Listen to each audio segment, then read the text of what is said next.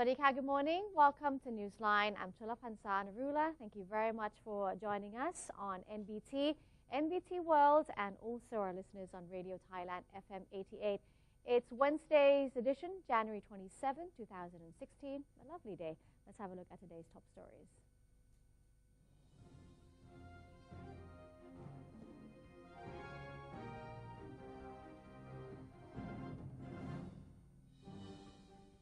Beginning with our segment of Thailand Moves Forward, and in our first story, the Prime Minister has affirmed that Thai voters will get to cast their votes in a general election next year as planned in the National Reform Roadmap. Prime Minister General Prayut Chan-o-cha said that the current government will find the way to make the general election take place in the middle of 2017, but added that it was too soon to go into details. General Prayut's affirmation was in response to a proposal from President of the Constitution Drafting Commission, Nitai Ruchupan, that the 2014 interim constitution should continue to be used if the draft charter does not pass the public referendum. Meanwhile, the CDC will continue to review the draft charter's individual articles before moving on to the provisional clauses. The CDC is confident that everything will be completed before the first revision of the draft constitution is revealed to the public on January 29th as scheduled. The Cabinet has approved a project to strengthen the grassroots economy and promote local investments through village and urban community funds under a budget of 35 billion baht. The Ministry of Finance announced the Cabinet has agreed to the Ministry's proposal to inject more money into village and urban community funds, which number almost 80,000 in total. Under the 35 billion baht budget, each fund will receive no more than 500,000 baht to be invested in community infrastructure such as rice mills, fertilizer plants, water reservoirs, and agricultural processing systems. The funds will also be spent on various activities to train and develop local workers, as well as upgrade the quality of life of residents. Spending must take place within 6 months from the day the money is disbursed to each village or urban community fund. According to the Ministry of Finance, the extra funds are expected to stimulate infrastructure investment, which would support the development of the grassroots economy and sustainably solve many problems in the Thai agricultural sector. On aviation safety, the Cabinet has approved a budget of 271 million baht to enhance the quality and capabilities of aviation safety inspectors in the hopes of raising the standards of Thai civil aviation. Government spokesperson Major General Sansern Kao Kamnert made known that the Cabinet this week authorized the Command Center for Resolving Civil Aviation Issues, or CRCA, to train and develop personnel responsible for the evaluation of aviation safety. According to the proposal by Deputy Prime Minister and Defence Minister General Prawit Wongsuwan, the CRCA was granted a budget of 271 million baht. The Civil Aviation Authority of Thailand and the Royal Thai Air Force were earlier instructed by the CRCA to come up with short, medium and long-term measures to develop Thai aviation and solve problems in the industry. Short-term measures stipulate that the capabilities of Thai safety inspectors must be improved through intensive training and support from foreign counterparts. During the Cabinet meeting, Prime Minister General Prayut Chan-o-cha emphasized that any foreign aviation experts to be employed must be individuals trusted by the International Civil Aviation Organization. The safety evaluation process must also be thorough and strictly adhere to ICAO guidelines. The Royal Thai Police has recently arrested illegal fishing suspects and will soon probe their involvement in human trafficking.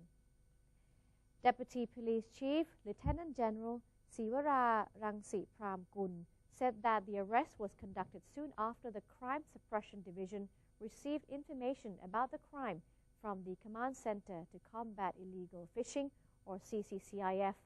The CCCIF said that 6 cargo and freezing vessels were operating in foreign waters without permission, a clear violation of the National Council for Peace and Order's Order number 10 of 2015. Police said that the 6 vessels belonged to Siam Tuna Fishery Company Limited, Three Wonderful Company Limited, and Shell Service Thailand. Initially, the authorities arrested 2 suspects who later confessed to illegal fishing in foreign waters. Officials are currently pursuing another suspect. Further investigation aims to determine whether or not the suspects have also engaged in human trafficking. The Royal Thai government is working around the clock to combat slavery and illegal labor in the fishing industry. Legal action have been taken against a number of perpetrators. Let's take a look at this report from the Command Center for Combating Illegal Fishing.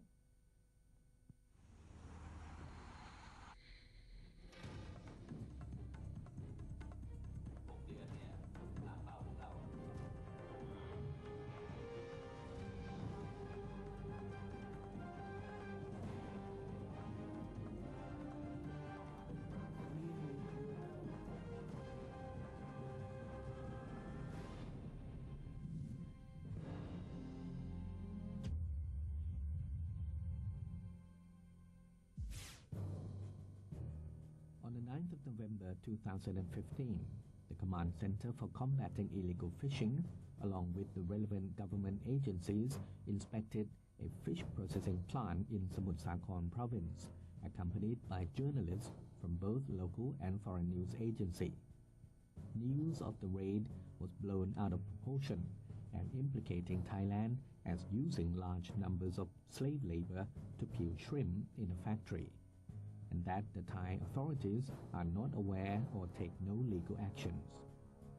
The report headlined, "Shrimp Peel by Slaves," led to vastly misunderstandings resulting in worldwide protests against seafood from Thailand, despite the fact that such a raid is part of serious effort to crack down on slave labor. The inspection revealed 42 legal workers, 19 workers without work permit, and 17 workers under 18 years of age are at risk of being illegal workers.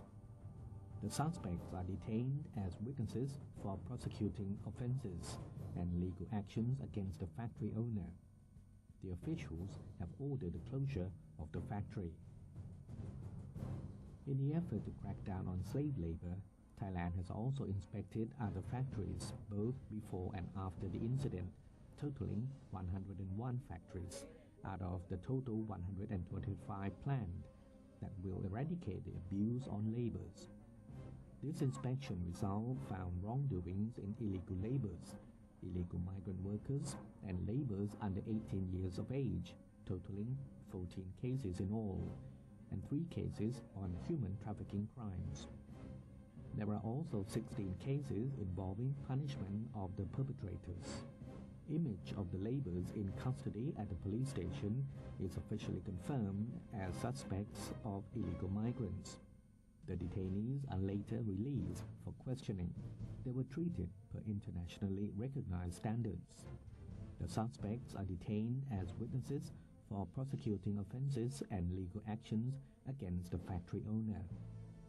These steps took place, but only the image of the detainees in custody was printed by some of the foreign news agencies.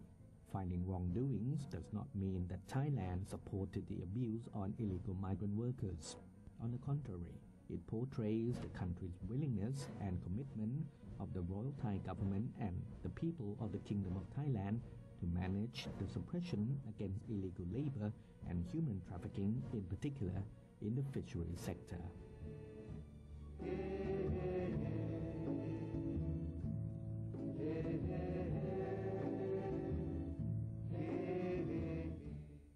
Turning to our next story, the head of the Department of Disease Control has indicated that Thailand's latest Middle East Respiratory Syndrome or MERS patient is in a stable condition and has asked the public to remain calm. Department of Disease Control Director General Dr. Amnoi Katina has given an update on the condition of an Omani man infected with MERS, the second such case in Thailand, stating that while the man remains in quarantine at Bamran Radun Hospital, he is in stable condition with a low fever. The patient is still able to walk, speak and eat normally, but requires oxygen intermittently. On possible infections due to the patient, The department chief said the figure remains at 41 individuals, 10 of whom are at the hospital. All have been confirmed to be in good health. The Department of Disease Control has urged the public to remain calm, as no further infections of the syndrome have been detected. It reminded, however, that citizens should continue to exercise common health protecting practices such as washing their hands regularly and only eating well-cooked food. The Ministry of Commerce has reported that Thai export growth in 2015 reached a 6-year low, mainly due to the sluggish global economy and decreasing oil prices. Mr. Somkiat Triratanapan, Director of the Ministry's Trade Policy and Strategy Office, said that exports in 2015 were valued at $214 billion, a contraction of 5.78% year-on-year. It was the lowest in 6 years since 2009, when exports shrank 14.3%. Mr. Somkiat added that lower exports in oil products, chemicals, and plastic resin led to an overall drop in industrial products and decreasing agricultural product prices. However, the director said that export growth last year contracted less than the global average.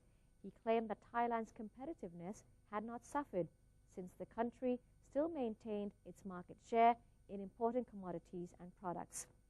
Thailand's top exports like automotives and auto parts have a tendency to increase. The ministry therefore maintains the 2016 export growth target at 5%. Meanwhile, commercial banks have predicted a growth in the Thai economy and also increased private investments this year with the government's stimulus measures. Kasikorn Bank has revealed its outlook for the Thai economy this year, pointing to an opportunity for the private sector to step up investment. Vice President of K-Bank, Pachara Samalapa, said that this year should see more investment due to the government's stimulus measures, creating an opportunity for them to increase their spending. He noted that companies should focus on managing their production cost to ensure their competitiveness. The bank's executive added that if the state is able to improve consumer confidence, then the national economy would continue to recover.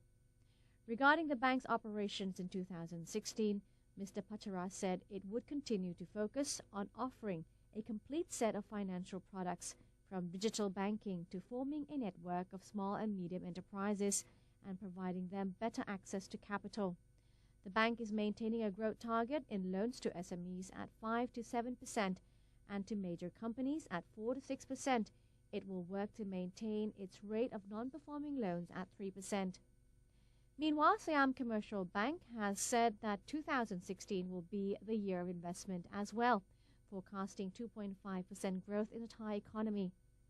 SCB's Economic Intelligence Center said this year would see government spending on infrastructure projects and a rebound in private sector investments after a contraction in 2015. However, the center mentioned several external factors that could negatively impact Thailand's economy, especially its export sector. These issues include the slowing economy in China as well as low oil prices. Thailand also faces problems from within, such as low agricultural product prices, the drought crisis, and high household debt.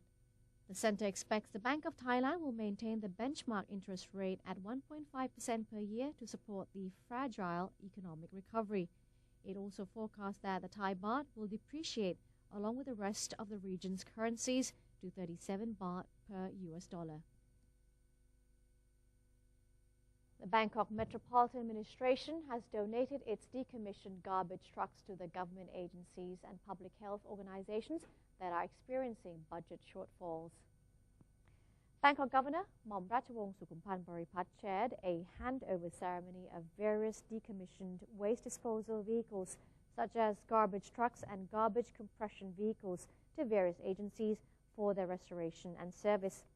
The BMA donated its vehicles to over 79 agencies in need of assistance, such as municipalities, district offices, and schools that will benefit from additional service vehicles.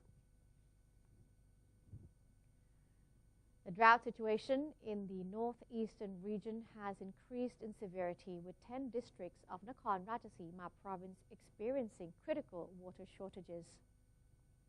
Authorities in Nakhon Ratchasima have had to send out 6 water trucks carrying over 36,000 litres of water to aid residents affected by worsening drought conditions in the province.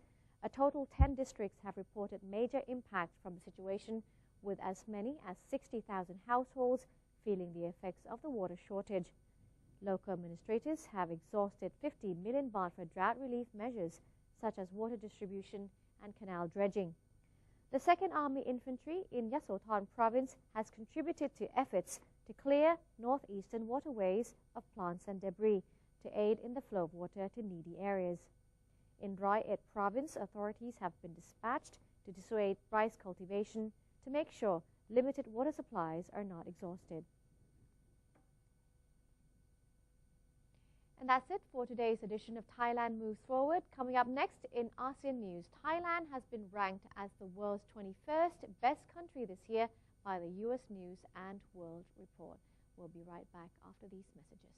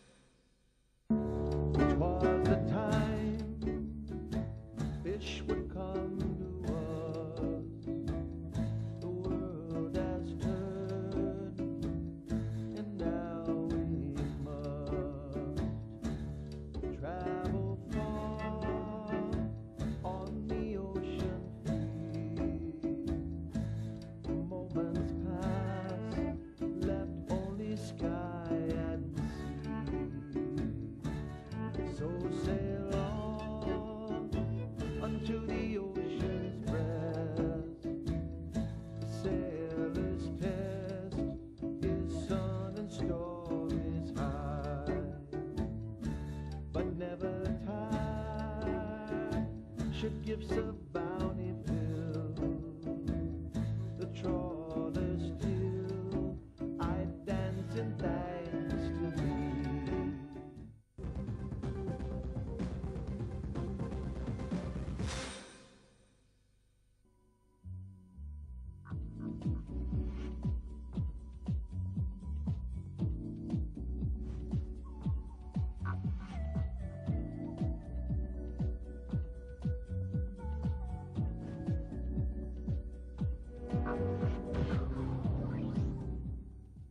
Hello there, you're watching Newsline. Thailand has been ranked as the world's 21st best country this year by the U.S. News and World Report.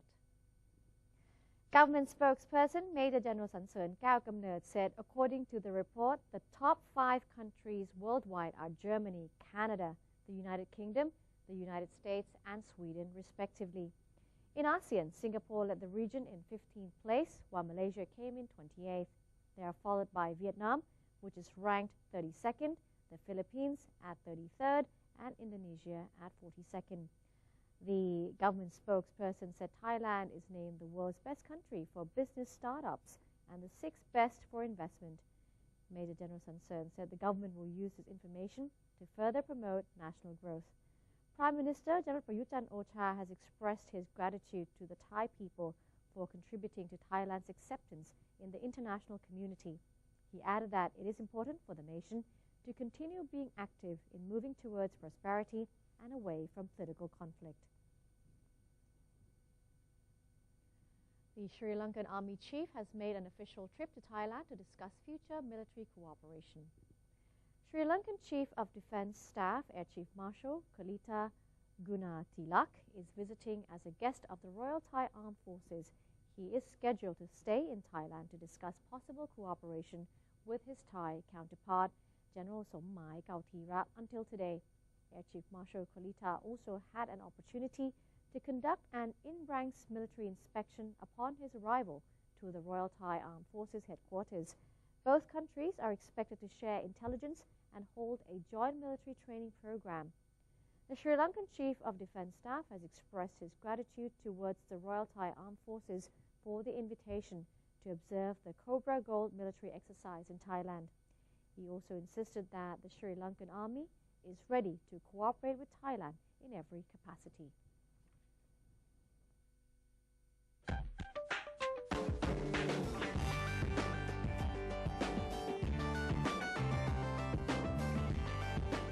In international news, Denmark's parliament has passed measures aimed at deterring refugees from seeking asylum, including confiscating valuables to pay for their stay, despite protests from international human rights organizations. The measures, which also include extending family reunification among refugees from 1 year to 3 years, are the latest sign that the Nordic welcome for refugees is waning, as large numbers flee war in Africa and Middle East for a better life in Europe. The Jewellery Bill is the latest attempt by Denmark's minority centre-right government to curb immigration to a country that took in a record 20,000 refugees last year. Under the bill, refugees could keep possessions amounting to 10,000 Danish crowns or $1,450, raised from 3,000 crowns after criticism from human rights organizations. Valuables of special emotional value, such as wedding rings, will be exempt. The bill passed with an overwhelming majority backed by the main centre-left opposition party, Social Democrats, highlighting a shift to the right in Denmark's political landscape thanks to the rising popularity of the anti-immigration Danish People's Party and concerns over refugee numbers. Rio de Janeiro's samba troops were working at full steam to make the final touches to their colossal floats and glitzy costumes ahead of the world-famous carnival parades. With the Samba Drone parades less than 2 weeks away, members of the Grand Rio Samba School, which placed third in last year's competition, are working around the clock at its warehouse in the city of Samba. Brazil's football legend Pelé and its current star Neymar will be the centerpieces of Grand Rio's parade as it prepares to pay tribute to the coastal cities of Santos, where both players began their careers. Rio's top 12 Samba schools compete for the annual carnival title and to maintain their spot among the elite troops. Every year, the troop that adds up the least points is downgraded from the elite group to a second league category. But this year, the Samba schools are also facing a new enemy, a surge in mosquito-borne viruses such as dengue and Zika. Rio's Samba schools, such as Grand Rio, are rooted in the city's poor communities, where the largest number of cases are reported. Luciane Sathinha, one of Grand Rio's beauty queens, said it was important to raise awareness of preventative measures. And that's it for today's edition of Newsline. Thank you very much for joining us this morning. If you do have any suggestions or comments to make, please write to us. The email address is newsline.nbt@gmail.com. Likewise, you can also follow us on Facebook and our website, thainews.prd.go.th/en. Today, we end with a bit of fashion pictures. Versace kicking off Paris Fashion Week with athletic couture. Interesting indeed. I'm Chalapan Sanarula. Thank you very much for watching. We'll be back tomorrow, same time. Swadee ka.